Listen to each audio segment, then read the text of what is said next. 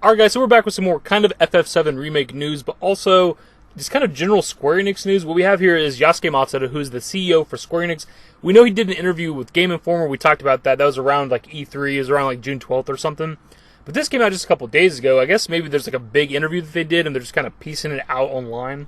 With this particular part of the interview, Yasuke Matsuda goes over how Square Enix approaches re-releasing their older games, and apparently they want to re-release their entire library digitally if they can, which is crazy. That's awesome, dude. Square Enix has a huge list of great RPGs from back in the day. But he also goes over how they approach remaking games, as in Final Fantasy VII Remake, and that if they're going to remake a game, they want it to be better than the original. They want it to surpass the original. At this past E3, we were granted a one-on-one interview with Square Enix CEO and President Yasuke Matsuda. Matsuda spoke to us about the company's goals and discussed how Square Enix is striving to make its complete library available digitally. With the announcement of Trials of Mana, a remake of Seiken Densetsu 3, and the availability of Secret of Mana collection, we wondered how Square Enix decides when to remake something versus just re-releasing the older version of it, or in the case of Trials of Mana, do both.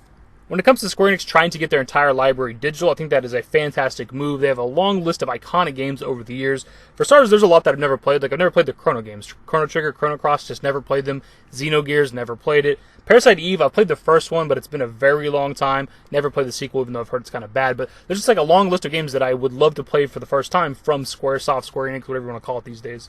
And quick disclaimer, I have no idea if any of those games are available digitally right now, but that's just a list of games I'd like to play.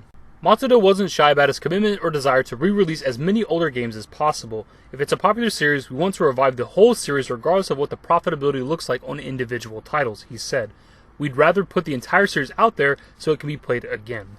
So pretty much what he's saying here is if they're re-releasing games, they're releasing every single game in that series. So say there's 5 games, 3 of them are bad. They're not just going to release 2 of the good ones. They're going to release all 5, which I think is fantastic. That way, even if some of the games in a series weren't well received, weren't critically acclaimed, you can still play all of them if you want to. Of course, that's been easier said than done, as Matsuda shared with us the challenges of tracking down code for older titles, calling it troubling.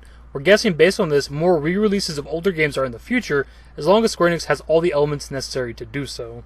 Outside of re-releases, Square Enix also seems keen on doing more remakes, but is also putting a lot of thought and care into how it approaches this. Obviously, the company can't remake everything everyone requests, and wants to do it for the right reasons. Matsuda gave more insight into the company philosophy around this. Remakes are harder, more challenging than you might think, he said. Just by nature of being a remake, it means that there was an original, and I believe that you have to be able to surpass the original. It's not enough just to do straight reprints of the old one, because you also want to get new fans to be able to enjoy it. There are the old fans who know the old game, and at the same time, you want new people to enjoy it. I think you really need to achieve both of these things. That's why I say it's quite challenging. This is part of the reason why I'm excited for the FF7 Remake, because when it comes to them remaking one of their older games, their plan is to try to surpass the original game, which I think is honestly very, very possible. Like, I get FF7 Remake is super iconic. It's my favorite game of all time. You know, I wouldn't be making videos on the game if I didn't love it. But the game, of course, is not perfect. It has its flaws, and with the remake, for one, them breaking it into multiple parts, which I know is controversial, they can tell a lot more story. The game being set in Midgar only, they can expand massively on the Midgar segment, add some new elements to it, give you a much bigger location to explore, and I think in that sort of way, once we have the full story, once however many games there are finally released, and we have the entire FF7 story, I think it'll easily surpass the original game. And I mean that from a technical perspective, but also just kind of all around. For one, having voiced characters, you can get immersed in the story a lot more. When you had to read shit from the original game, sometimes you didn't know what to feel, right? Especially at a younger age. You didn't know if it was a sad moment, a point of the story where you're supposed to be angry. You know, sometimes you just didn't know what to feel because you had to read text in the original game. But now with voice characters, it's a lot easier to convey emotion. I think that's going to make this game stand out a lot more compared to the original. Plus, with the remake releasing in multiple parts, it's going to allow them to expand on smaller characters like Jesse, Biggs, and Wedge, which I think is going to make the overall story a lot better. As for them open to remaking other games, I feel like we've talked about this before on my channel, but I've tried searching. I cannot find a video where I've talked about it, but I feel like we've had that discussion before about them open to remaking other Final Fantasy games. As for which ones they would remake, that's hard to say. Like, 6 is probably the next most popular, right behind Final Fantasy 7. Other than that, you have 8 or 9, which are obvious candidates. I don't care. I'm down for either one. I think 8 or 9 would be easier to remake than 6, because 6 is like that kind of 2D-ish sort of a game, so it'd be kind of hard to remake that fully 3D in a modern era. With 8 or 9, you have 3D worlds, 3D locations, so it's a lot easier to do it. But I wouldn't get my hopes up too high right now, because they're just now finishing up the first game for FF7 Remake, and there's probably going to be at least 2 more games, I'd say, just given the amount of content there is left of the story. But obviously, I'm all for them remaking other Final Fantasies. Probably, if I had to choose one off the top of my head, it'd probably be 9, just because I've played 9 a lot more than 8, and I finished the story of 9. I'd be all about that getting a remake. Matsuda shared how some of the recent remakes came to be, saying developers often come to him with an idea they want to pursue.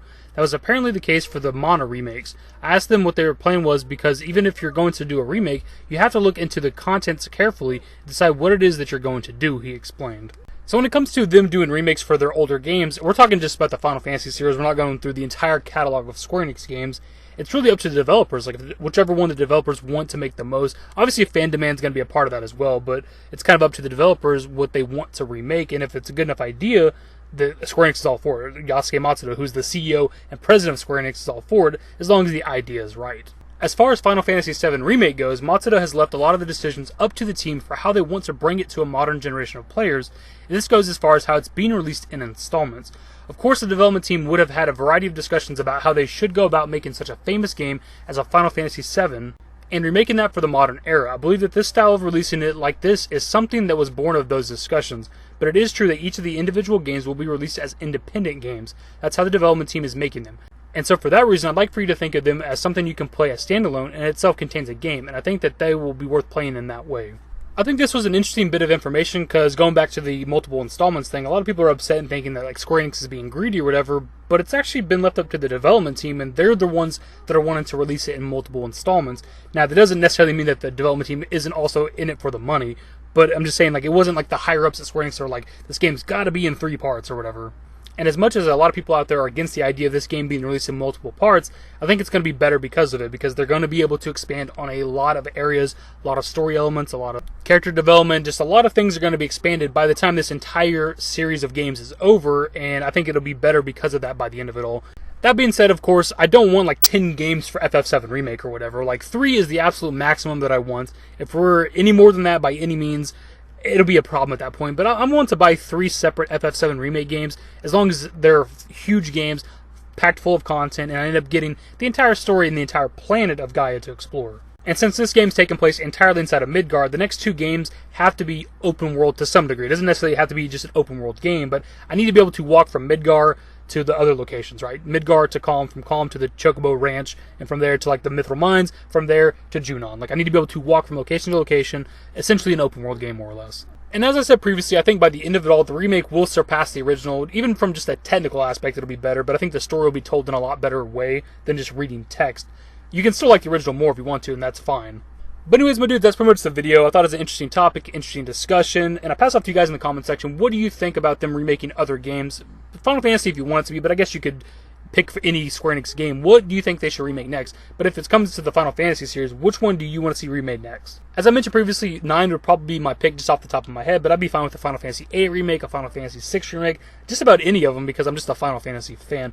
Either way, hopefully you guys enjoyed the video. If you did, give it a thumbs up. Subscribe to the channel if you guys are new and want to stay up to date with more Final Fantasy VII Remake content. Turn on my notifications. Follow me on Twitter at @the-David. And my Discord links to my social networks are in the description and in the outro. Later, guys.